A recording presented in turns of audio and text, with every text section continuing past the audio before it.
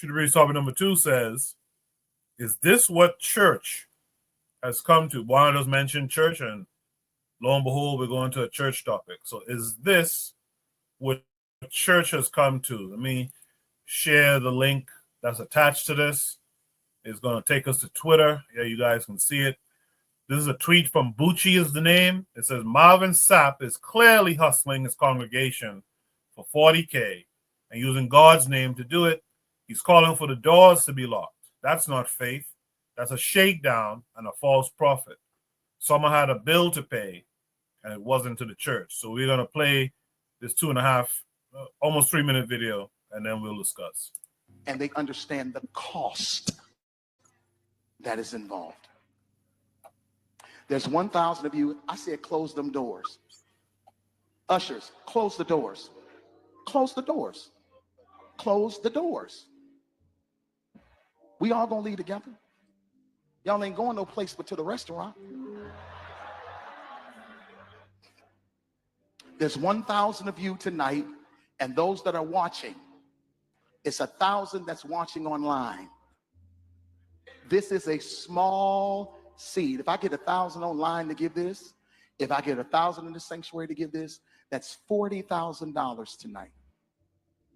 I'm challenging each of you all down here to give a $20 seed. I actually think $20 is a lot of money. $20, believe it or not, when my late wife, Melinda P. Sapp, was alive, was a good date. I could take her to the movies, buy a box of popcorn, get 1 soda, 2 straws. I wasn't cheap. That's swag. I was looking in her eyes. She's looking in mine. Can't do that no more. Now, everyone up here, we've all sold and seeded, but I need everyone standing up here with us, with me, to plant a seed of $100. Because again, it costs to sit up here. I got you. Let's see. So put your 20 away, preachers. That 20 wasn't for you. And this is what I need you to do. If you're giving electronically, or even if you're giving tangibly, I'm gonna have y'all come to the altar and give it, because I need to see 1,000 people moving. Bring them baskets. I want the baskets up here. I want to see the folk. Y'all start moving. Y'all can bring it right now. Come. Even if you're giving tangibly, just put your hand on take your phone and stick it on the bucket.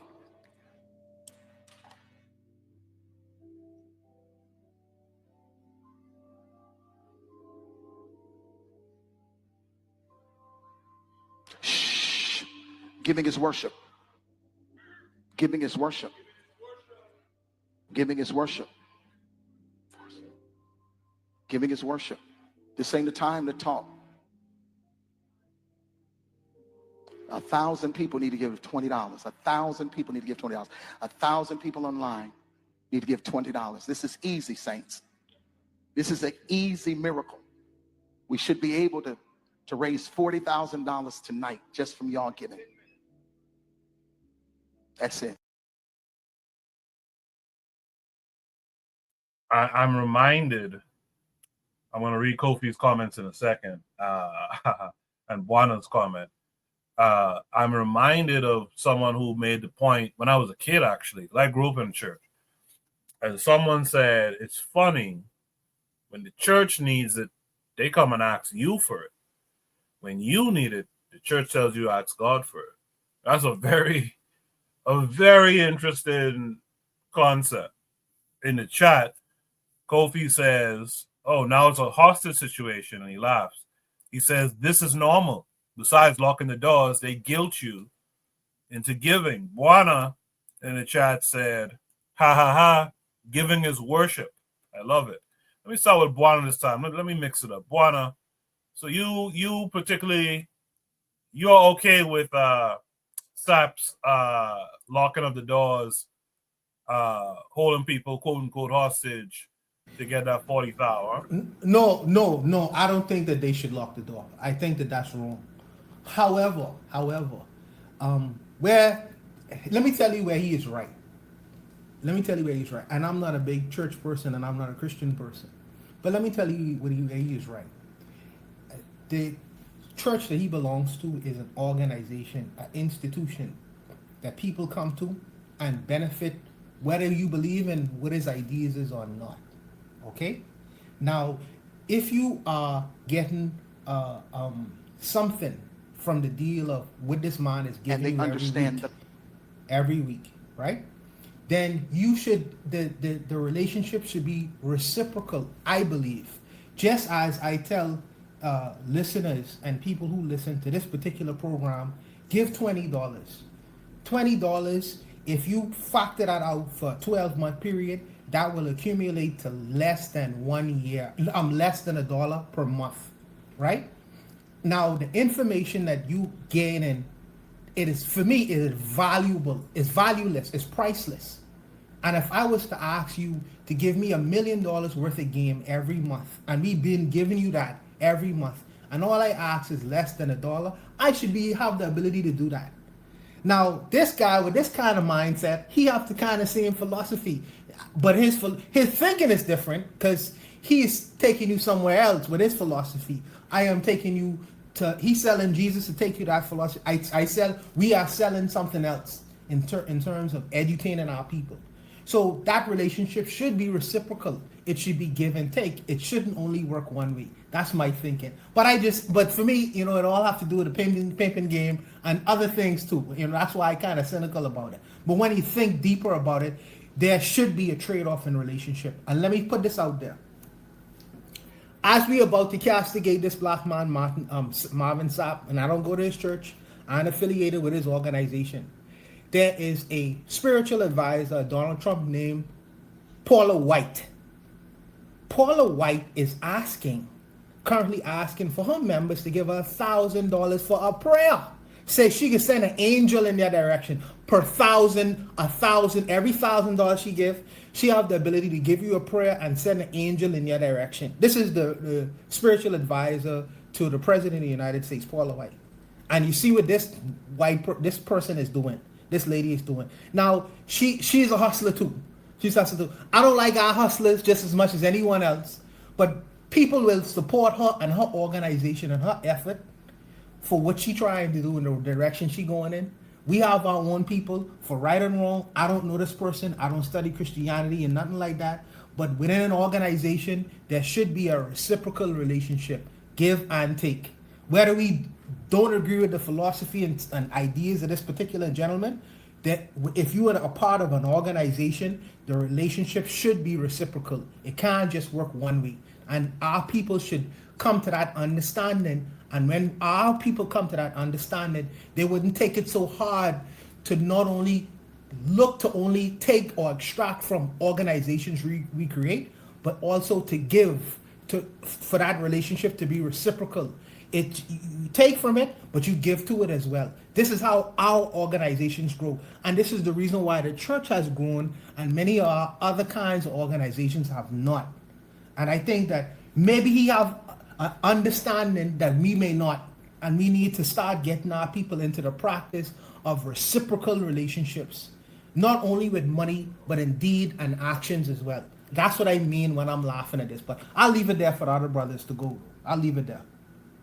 Amen and amen again. I feel you on that. If Sapp was talking about we raising his 40,000 to give out loans in the community and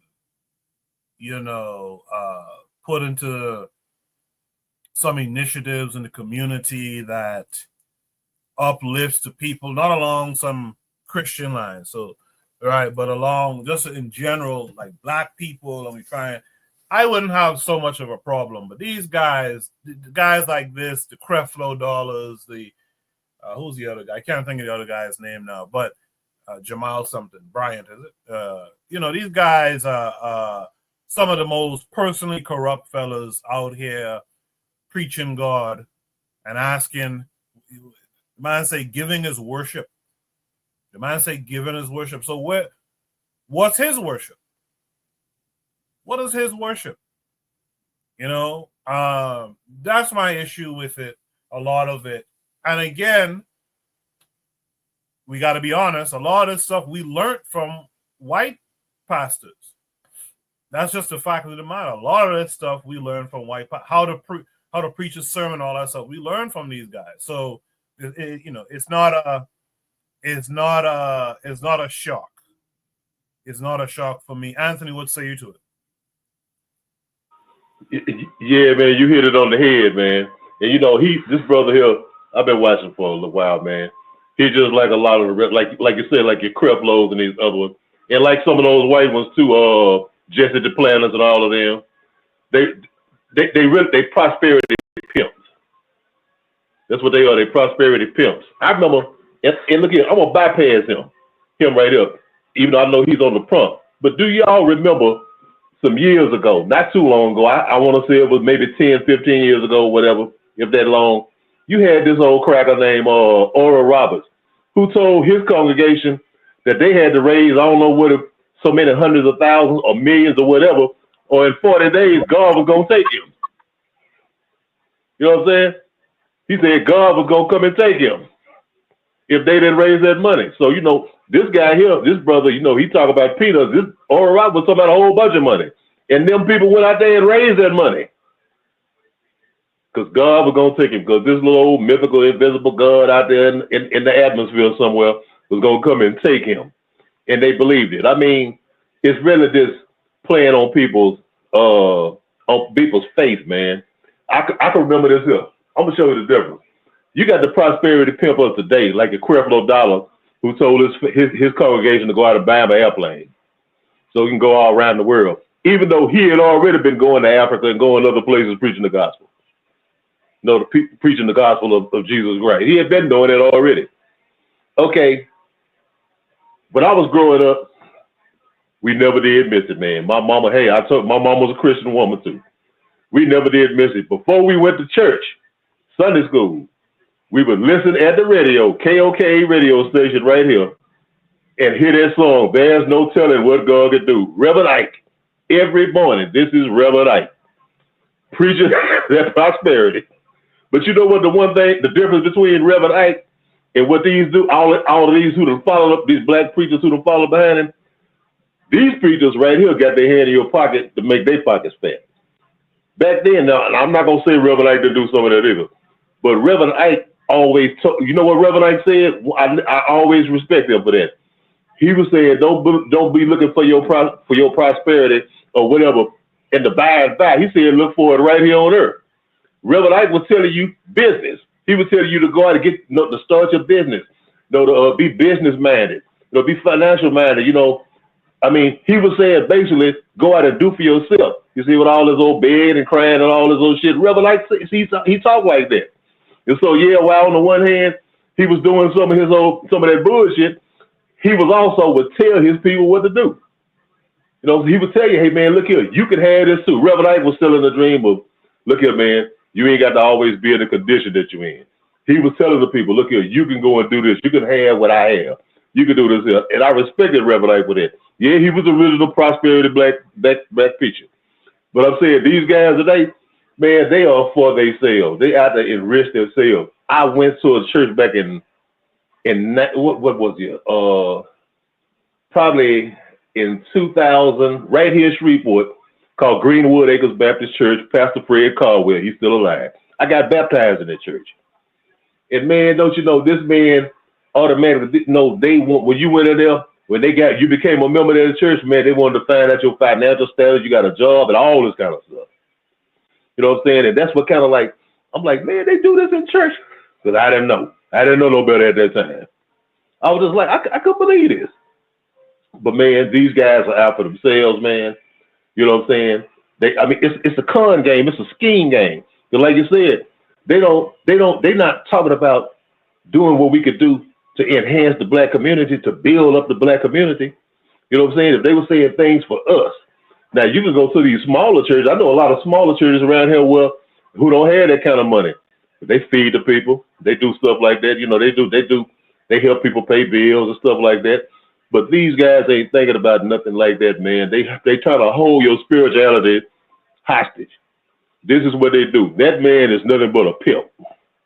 You know what I'm saying? Creflo Dollar is nothing but a pimp. All these other motherfuckers, what his name? These Benny Hinn's and all of these people are pimps.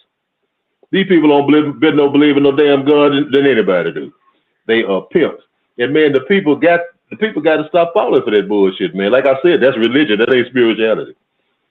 You know what I'm saying? That's religion, that's organization, and that's money in the organization. When you put that in there, and with a person with questionable character, you know, like that, who are opportunists, no, that's what you get, man. And I'm not off right there.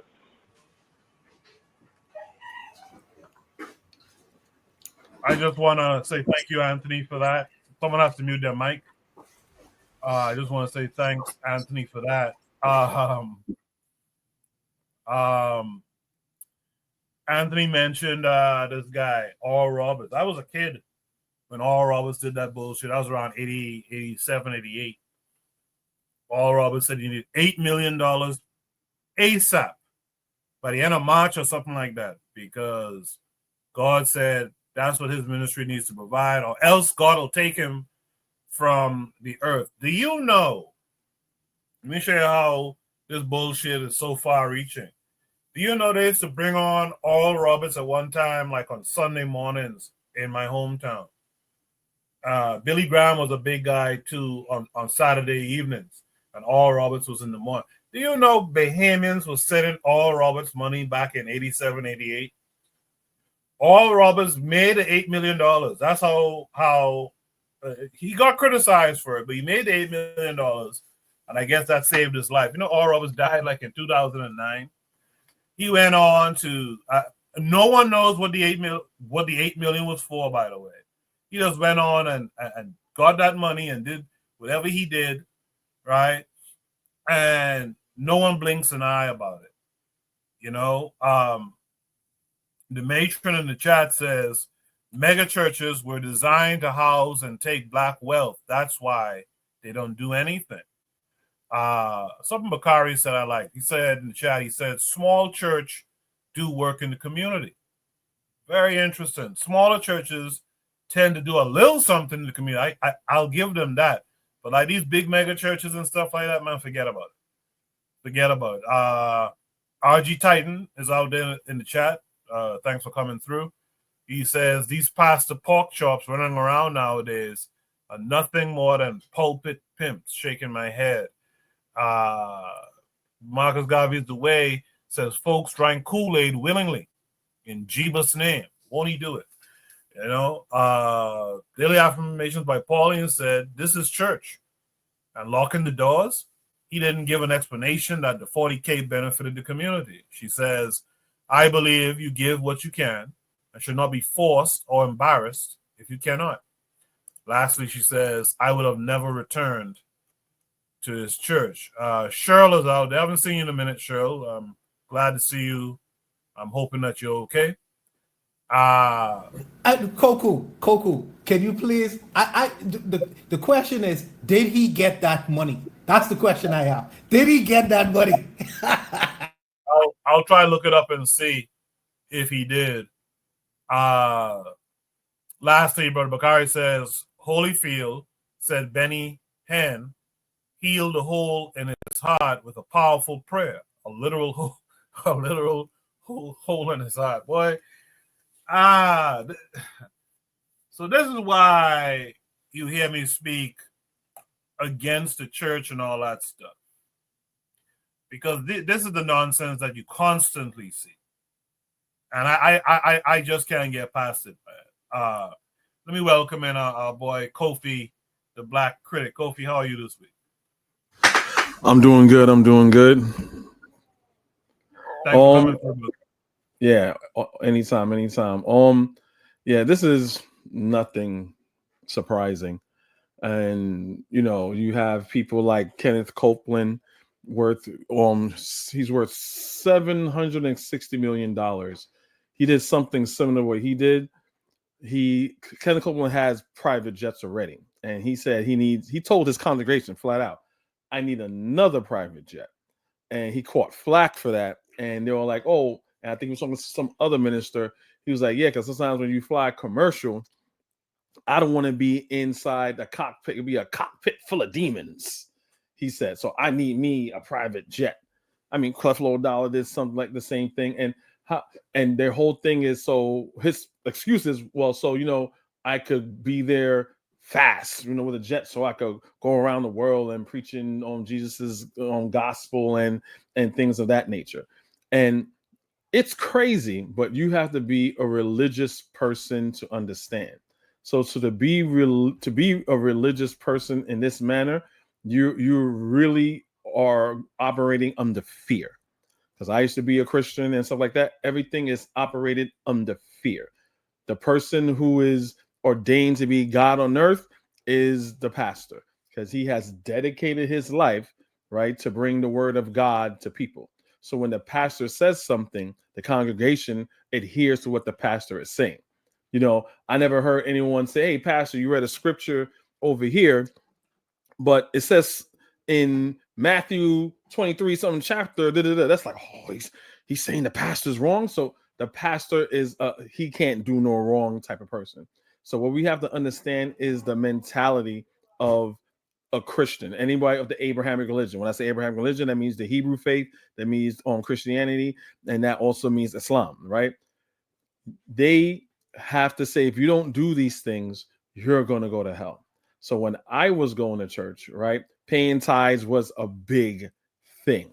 Throughout Christianity and Catholicism, tithes is a huge thing. So I remember when I was going to a church, it's called RLCC in upstate New York in Nanuet. They still exist. They used to have a song. They had a scripture. So they go into scripture. It says, give and that shall be given unto you, right? So if you're doing tithes and you want God to give something back to you, and 10 times fold, you have to give. So they don't necessarily have to force you, because you know what? They'll just say, oh, you know what? That's between you and God. So you don't have enough money and to give when God has done all these things for you. Doesn't matter if you need money to get to work, right? But that's fine. You keep your money so you can go to work. Yeah, let's see if God's going to bless you for that. And that was the mentality. So you have to understand, even during the Catholic Church, there's this thing called paid tithes and penance. Penance is pretty much something that, let's say, they used to do in the 1700s. They would have, because you have popes or pimps. Popes are pimps. Pimps are popes, right? And you had a bad pope, and they pretty much, the coffers in the church is pretty much empty. So they made up, you know what? We're going to do penance, right? Because anyone heard about Dr. Clark talk about Christianity and things of that nature? This is something I'm just pretty much repeating what he's saying. They'll say, you know what? You guys come to church every day, you give, but what about grandma and grandpa who passed? Because I'm giving you all guys extra blessings now. Now, did your grandfather or your mother that died, did he get those extra blessings? Oh, no, they didn't. They're going to be in purgatory. They're in purgatory. So if you want me to get them out of purgatory, just give me like 10 more shillings and I pray for their soul and they'll go to heaven and they'll go to see God. So everything here is fear-based. It's all fear-based. That's why he could do what he do, and the thousands of people that follow them globally, like Joe Osteen, right? The thousands of people that follow them, they're gonna, no matter how ridiculous it is, they're gonna do it. You know why? Because their soul is on the line. Their afterlife is on the line. It's a fear tactic. They may call it spirituality. We know it isn't, but it's a fear tactic that they put in you. Like, if I don't do this, I'm not a good Christian. And even worse, saying I'm going to probably experience some torture or spiritual death. So when I was a Christian, it was mostly out of fear. Yes, I love God, but it's out of fear. And this is how you get our people like Joel Osteen. It was like, when was that hurricane? I forgot what hurricane it was. And it was flooding the whole area. And they were asking, open up the church, open the church. Joel Osteen would not open up the church. They have to force him to open up the church. Did you think he would lose followers? No. He didn't lose followers. Why? Because it's not about morality. When a Christian says, I'm a God-fearing person, what the fuck does that mean? One of the most evil some of the most evil people in history were Christians, were Hebrews, were Muslims. That doesn't even mean anything. But I don't want to take up too much time or whatever. I'm pretty much want to say we have to look at it from a psychological perspective and how we were forced to slave religion that was pushed on us saying like this is the truth, the absolute truth, and nothing but the truth. It's a lie. It's a total utter lie. Get your African mind right. That's it. Well done, Kofi. Well friggin' done. I wish I had the clap track here, but well done, man. Because I think that was Katrina actually when he didn't open up the church and people got on him about that stuff. Joel Osteen, that is. But well done. Yeah, that's the thing. It's scare tactics, and we are so afraid. 4Kast, so I'm going to go to next. 4Kast is to talk about being spooked out. We are spooked out people. We don't even take time to try to figure out if this stuff makes sense. For some reason, there's a pocket dimension that's a lake of fire. Like what the fuck are we talking? Like, what are you talking about? You know, but it's fair tactics, man. With that said, let me hear from the 4Kast on this. 4Kast, what say? Well, first of all, like when he would be like lock the doors out, somebody, their whole church should have been like, oh hell no, like, you know, and got up and walked out of there, you know. And like it's especially in situations like this, you know. And speaking of like, you know, the good white people and stuff like that, it's like the dude who be like, yo, drank the Kool-Aid, right? But you can always get Black people to drink the Kool-Aid, because I'm only talking, you can get everybody to drink the Kool-Aid, but Black people, because I'm Black, you know. And I would say this though, right? For me, like I look at it more so like where because I would say this, Matron made a good point, right? Because she said it, right? The quickest way to the Black person's mind is probably through religion and creating, and like, especially when she used to be like, especially when she talked about this, creating your own kind of, because like all religion, like you do something religiously, that means you practice something, you practice a culture, a way of life over and over and over. And your religion is supposed to provide you with food, clothing, shelter, and all of this stuff, you know. Now, yeah, I have my disagreements, right? Because I know people who have families where they will abandon their children if they go away from the religion, and it screwed them up for life, you know what I'm saying? And like, especially a lot of these different types of religions, like Mormons and Latter-day Saints, or whatever it is they be into, you know. And I know people that'll disown their own thing, you know.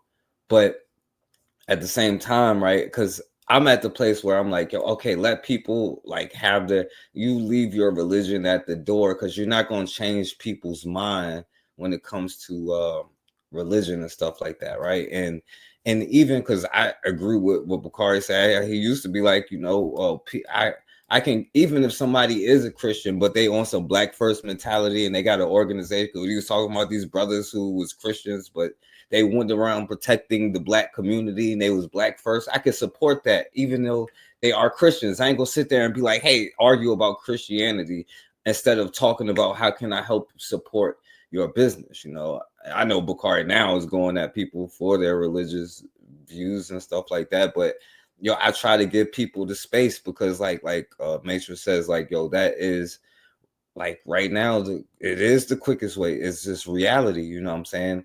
So like I don't agree with all of these, but that's the difference, right? Because Black church is not all about this. You know, this is like modern times when they start letting politicians in and they taking payments and money, and they all about being money. But the Black church used to represent something different, you know, is where Black people actually practice their own stuff, where they met on their own, and Black men protected these churches so that they can have meetings. And when they put money in the churches, it was so that they can create things for the community. Like they started it so they can help bury each other's families and to help to take care of the widows, and then they start providing different things, you know.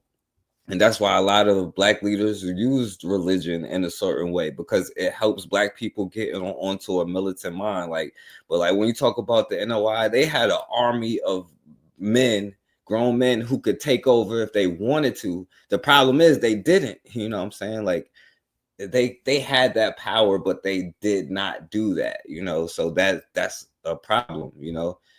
And if you can learn how to harness that energy instead of like trying to fight, because you're going to be fighting to eternity to try to change somebody's mind about God and Jesus or whatever it is, you know what I'm saying? But to learn how to harness that power to use for their own community, then, you know, I guess that could be a good thing, you know? So I don't know. So I'll pass the mic. Can I ask 4Kast a question? Yeah, go ahead. What is, now I agree with, when I say what I say, I'm not demonizing all churches, right? They do a lot of good, because most of the food pantries is done by churches. If you need any help or anything, is done by churches, right? I get that, even Black churches, but we have to be honest, and I think that's a part of our post-traumatic slave syndrome. So my question is, what is the origin of the Black church? How did it come about? Well, most of the time, it was a lot of times during slavery, right? You had Black people meeting. A lot of times they practiced their own religion during that time, you know, and they had Black people meeting and congregating with each other, you know, but they wasn't just talking about religion. They was talking about, you know, how to do what they had to do. And that led to like, but they would also send Black preachers around, like kind of disparaging and all of that kind of stuff. But the first Black church was in like 1756 or something like that. They'd be like, it's a lot of ones, South Carolina, Virginia. But one of the first Black churches, the brother got kicked out of the white church, so they made their own churches. But what they used to do was create institutions and to build different stuff for like the community. So, you know, it was different even during those times, to where like it was more for the community. So I don't know if that answered the question. No, I agree. I just would add to that, the Black church only came about as a mechanism to control Black people and make them docile, right? Because they didn't like their religion. We spoke about John Brown before, and the reasons why I don't like John Brown, because what he did in order to free Black people and convince slaveholders that, hey, look, they're Christian. You're not supposed to enslave your own Christian. So the thing about that, John Brown, he didn't respect Black people's religion, but the reason that religion came was implemented is to control Black people, because they're whipping our ass 7 days a week from sun up to sundown. So if the white man comes to you and say, hey, look, I'll give you a day off, right, on Sunday, just like all the other white folk, you don't have to work, you don't have to do anything, but you're going to accept this religion. You're going to get rid of, we don't want to hear about no Ifa, we don't want to hear about no Islam, we don't want to hear about no Yoruba, we don't want to hear about no Orishas, we don't want to hear about none of that.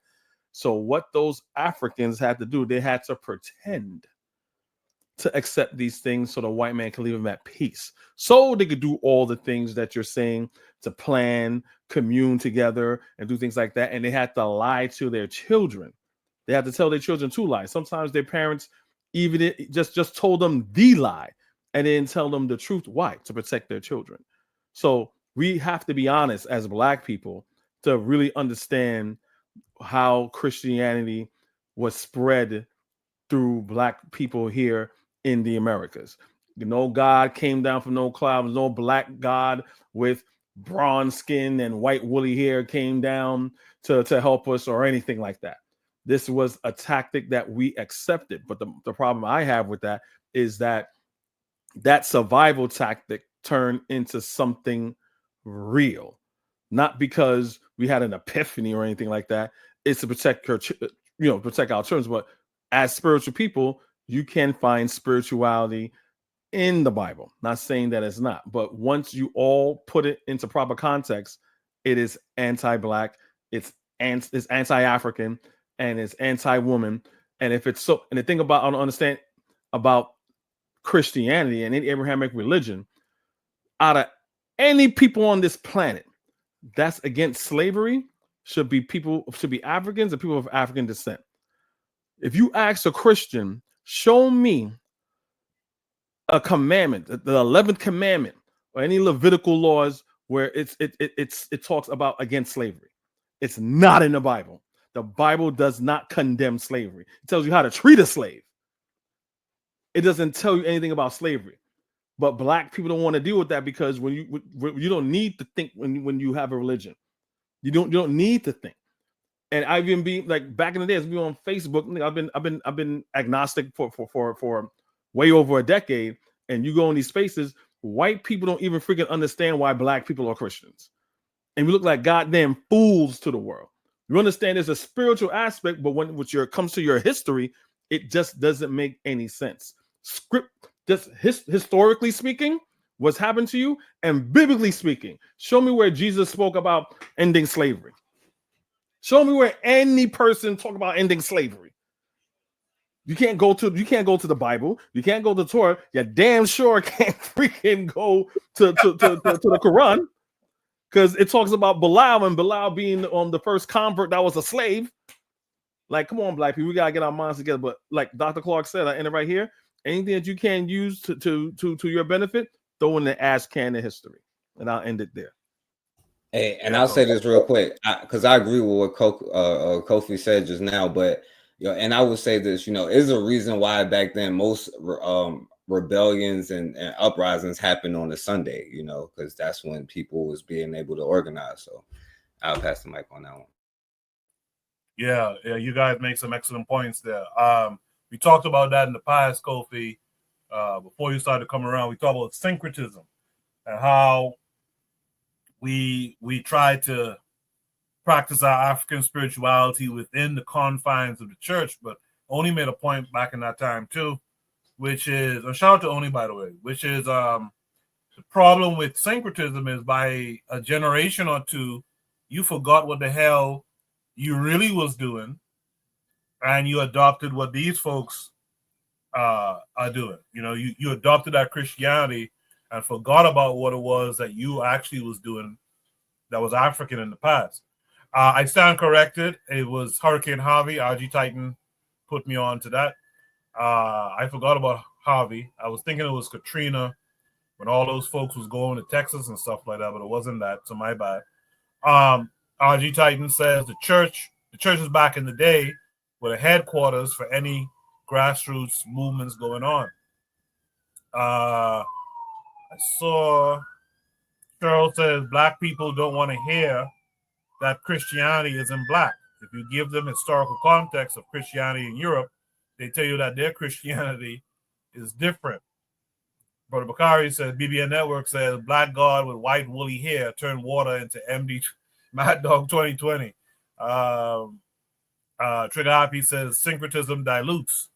You could maybe use syncretism as a transition, but many want to stay in the transition and not the end point. Absolutely, Trigger. Good point. Bakari says he doesn't go at people for their religious views. He goes at people that say Trump is doing the work of the Most High. And people are really out here saying that too, by the way. Good stuff there, guys. Let me get to Brother Anthony. Anthony, what say you?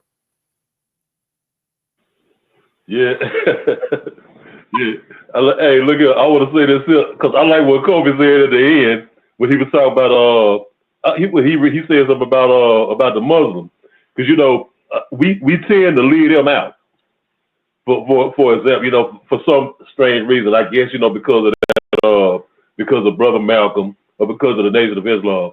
But I remember, I think it was in the Quran, but I know that Muhammad, they talk about Bilal, the first convert. Well, it's a phrase, I think it was in the Quran. I can't remember what surah it was, but he said that he had to beat Bilal's ass.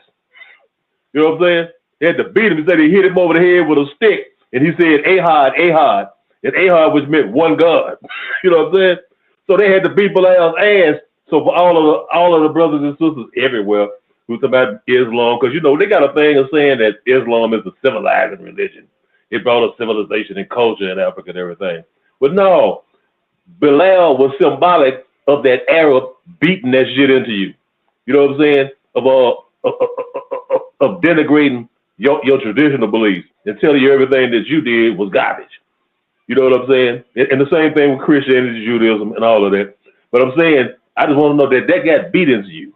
No, I mean you had that got a whip on your back, and then after he did that and made you get your mind right, he gave you the whip to go whoop somebody else back.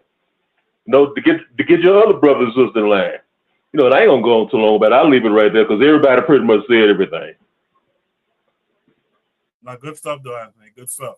J-Rock. I believe I've seen J-Rock here before, but it's been a while. J-Rock says the Bible also serves to strip us from some of our accomplishments, such as building the pyramids, and insults some of our greatest leaders like Ramses the Great. Cheryl says the problem with Black Christians looking down on people who choose not to be Christian. The evangelicals are the worst. Yeah, I had to nod my head when 4Kast mentioned it. Like some family members would disown you for stepping away from that Christianity stuff. That's how powerful this white man's juju is on us. Trigger says that's why you have to reverse it. Abrahamic practices were influenced by African theological systems, and they use it for their own political and cultural projects. Lastly says we have to unify our practices for our political and cultural practices. With that said, last but not least, Jack Adair, you heard everything everyone else had to say. What say you to all of it? Did you say anything? Man, it was quite. I had caught on to this earlier in the week. A few YouTubers were making reaction videos to this, and I had my own personal experience, not with the Pastor Marvin Sapp, but so here in Omaha, it's a story that I tend to forget until it gets brought up, but I had dated an African-American woman, and she went to this Black church and Black Baptist. So I try to be Garvey-like in everything that I do. And she was vehemently on my neck about going to church with her. So, all right, cool. We're going to go to a Black church. All right, bet. So went to the Black church. I'm seeing Black depictions of everybody. Daniel, of course, Yeshua, and everybody. All right, so we get to the sermon. The pastor's wearing one of the nicest suits. So I dress pretty well, for those that don't know.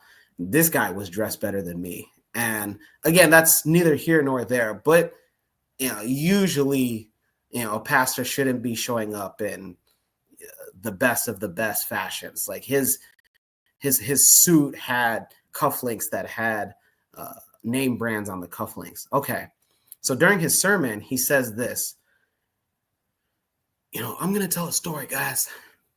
So recently I went to a private island that most of you will not be able to ever go to. Whoa. So I'm like, wait a minute. What? Wait, what? And again, it was my first time going to that church. So I'm like, wait a minute. Did this church fund that trip? Just like anybody else. That's what I'm thinking. And I'm looking around to see if anybody's reacting. And everybody was almost like, us young folks, Gen Z and millennials, we have a saying of oh, that person is just an NPC. We walk into a place, and what that means is a non-playable character. So when you play any of these video games like GTA, a non-playable character is just a background character that is pretty much just programmed in the game to just do what they're programmed. And so that's what I felt. I felt like I was in a video game because nobody seemed to even have a bodily reaction. Nobody turned their head. Nobody started whispering in the pews. So I'm like, wait a minute. Did I hear that? And then he repeats it again in just a different way. And he says that private island, that I was on, the footsteps that I was making in that sand. And it was gorgeous sand, guys. The sand, magnificent. The way that it was, this Caribbean island, the sand, you can't have that sand here in Nebraska, guys. So after he gets done with his sermon, then he's like, all right, guys, our ushers will be coming by and go ahead and make your contributions. Wait, what? So long story short, our relationship ends months afterwards, but I catch up with her And she's like, oh, well, we'll rewind a little bit. Right after that service, we went back to her house, and I'm like, hey, how much money have you been contributing to this church? And then she's like, why? And I'm like, what do you mean, why? Please don't tell me I'm dating an NPC. And she's like, oh, because he said he went to a private island. And I said, sure. But he also mentioned like none of us will ever be able to afford to go there. Like he dissed us in his sermon. I like, what did you not get about that?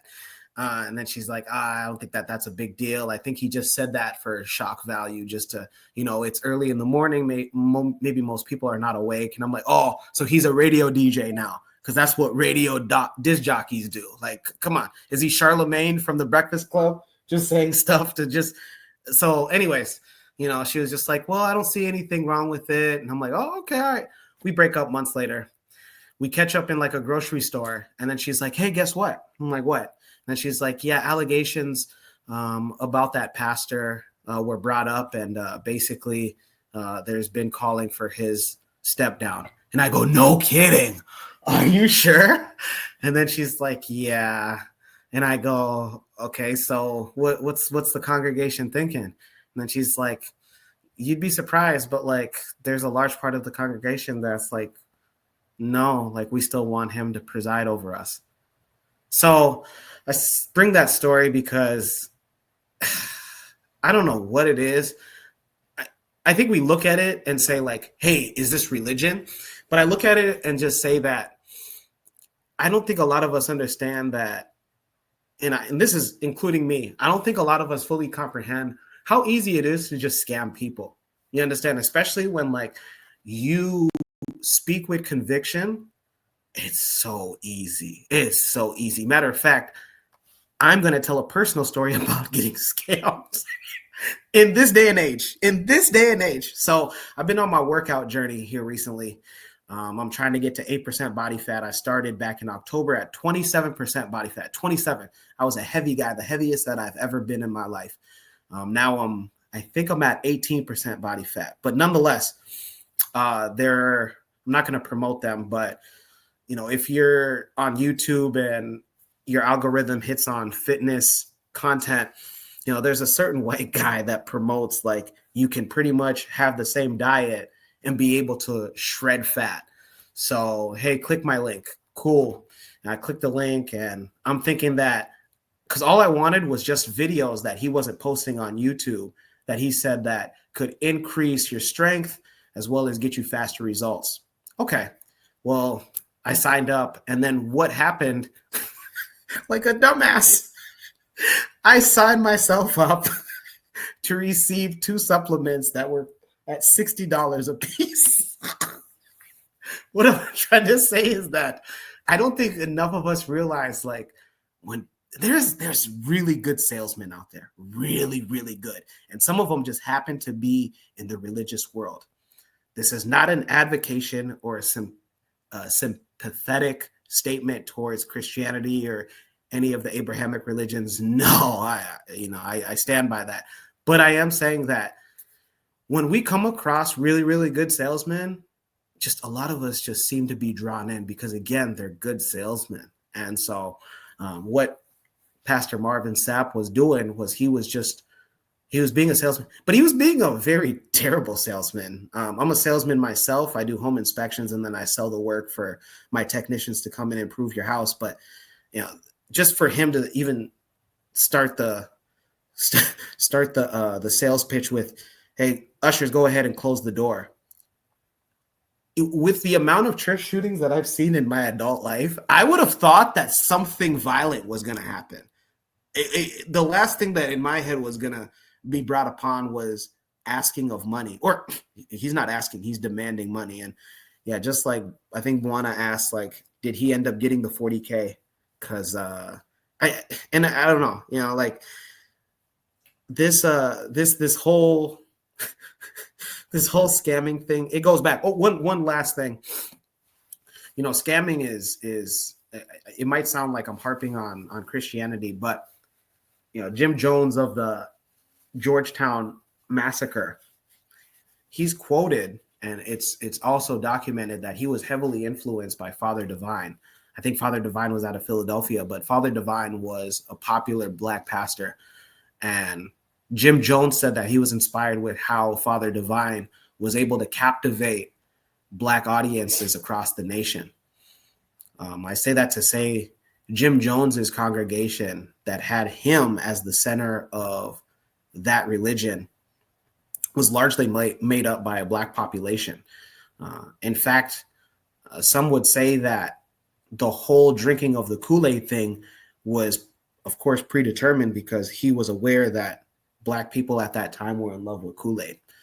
So again, I say that like a lot of us are just unaware on how good salesmen are. And I mean, if you just look on YouTube, there's so many videos breaking down on how, you know, what's a hot topic now is mid-level marketing and how scammy mid-level marketing people could be. You think you're on Facebook and somebody's in your DM that you haven't heard for 7 years. You're like, did this person go to Thailand and just never like come back? And then they're just asking for you to meet up for coffee. And next thing you know, they're asking you if you want to become your own boss. So yeah, just watch out for just salesmen. It doesn't matter in the religious world or not. Absolutely. Thank you for that, Jacadero. I couldn't find if Marvin Sapp got the 40K, but what I found interesting, the reason he asked for the 40K, it was about creating a safe, focused, and reverent environment. What the fuck does that really mean for 40K, right?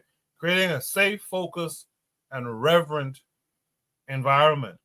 He did address the ask, and he just gave some religious Bible, 1 Corinthians, blah, blah, blah, but nothing concrete. In the chat, though, I see a couple of things. So first of all, salute to AP TV. I think I saw him in Kofi's chat before, 13 Keys. He says, salute. He says, pastors are the worst salesmen. He says, we can thank Pastor Creflo Dollar. And then he laughs. The matron says, well, first, Razuli has said this twice now. He says, you paying tithes to politicians, what's the difference? The matron says, if we gave the politicians a tithe, we'd be in a better position. And that's a very good retort, matron, because you're right. We don't really pay the politicians. We pay taxes. Taxes is not a choice. Taxes is not a choice. Yeah, it's not a choice too. You know, good point there, Buana. I just want to say one thing real quick. Guyanese people's preferred drink is not Kool-Aid, just to let him know, because he says black. Oh boy. Maybe it was some Mobby probably Sorrel, Mobby or some Sorrel or some ginger beer. Then yeah, but Kool-Aid no. Yeah. Is there any last thoughts on this prompt by anybody? Yes, I do have a last point on it. First of all, to Jacadero's point, there are salesman is selling is a science. It is actually a science, and people who are proficient at it have the ability to do anything, really anything, which is like ask for $40,000 and get it. You have people like Grant Cardones of the world and the Tony Robbins. You know, to go to a Tony Robbins conference, you probably have to show up $40,000 in hand before you even get inside that venue. You know, and they teach you strategies like persuasion. Persuasion is something that is big. And there are good religious salesmen. T.D. Jakes, for instance. T.D. Jakes is an extremely good salesman. Extremely good. Creflo Dollar is extremely good salesman. Matter of fact, even think about it. His name is in the last name. His name is Dollar, and people still contribute millions of dollars and buy him millions of dollars of planes and shit. They are very good salesmen. Tariq Nasheed asked for $1 million, $2 million, and was able to get that. You know, these guys are very good persuaders, and they are very good at what they do. One last thing, because we was talking about the issue of religion. in Islam, they always mention or categorize Bilal as the slave who became a Muslim. He never ascend outside of that characteristic, because it's like, okay, you would never refer to Malcolm X as Detroit Red. You know what I mean? He eventually evolved from that experience, but it seemed like the Muslims always want to put Bilal, the black slave or the black man, in a slave position as someone who accepted Islam eventually. I'm like, man, Bilal was responsible for the Hazan, you know, or the call to prayer. I'm like, why would you continuously want to just limit him in the form and fashion? He was once a slave. Nobody refers to Jesus Christ as the baby Jesus. You know what I mean? The baby Jesus eventually grew up. I don't know. That's just my little, thing. But like I say, that sales and sales strategies, these things, there's a science to it. And if you become proficient at it, you could write your own check in this world. You could write your own check, because it's the manipulation and the handling of people, man. And it actually is a science to that. But I'll leave it there, Koku. Good stuff, man. Good stuff. There's no last thoughts. Hey, Coco, I just wanted to ask a quick question to like Matron or to you. What the hell is a scripture anyway? What's a scripture? Yeah, what is a scripture? A fancy word for entry in the Bible, I guess. I guess that's the best way I could put it. But if you break down, it's a script, right? Which is an interesting etymology. But what do you think a scripture is, 4Kast? Nothing. It don't mean nothing.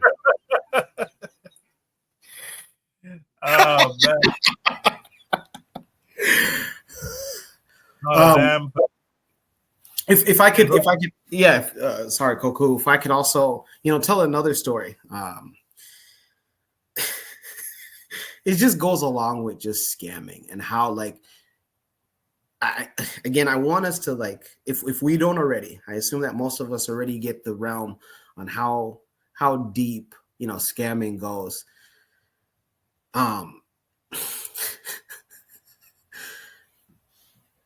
Okay, so in the East African community, I know, because we're Pan-Africanists here, so even in the African community, they're scamming. I know Buana's going to be like, well, I know Nigerians are the top scammers, but in the East African community, we have what we call a chama. And basically, it's you get a group of people, let's say 5, and you contribute a certain amount every week of your paycheck. And so what's supposed to happen is after every week, a different person gets that collective. So in this case, 5, so you get $500. And then it keeps rotating to the next person gets $500. Okay. So the during the pandemic, there was a WhatsApp group. For those that don't have WhatsApp, please refrain from downloading it. Unless you really need it, do not download it. If you have family in the Caribbean or Africa, trust and believe the only time that they're going to reach out to you is when they want something. It's never going to be to ask how you doing. So during the pandemic, there was a WhatsApp group that was created unbeknownst to me. My relative hit me up and said, hey, the stimulus checks have been sent out. Imagine she's telling me about something that I already know. Yeah, all right, what's going on, Auntie? She's like, hey, the stimulus checks have been sent out. I was like, yeah. And then she's like, so, what's your plans? And I was like, well, you're not my accountant, but I'll tell you anyways. I was like, I already used that to pay 2 months of rent in advance. And she's like, what? Why? I was like, well, one, now I can use those 2 months of rent to like do other things with that money. And then she's like, oh. And I was like, well, why are you asking? And then she's like, well, hey, there's this, some call it a chama, some call it a susu. She's like, hey, there's this chama. Basically, it's about $1,200 to get in.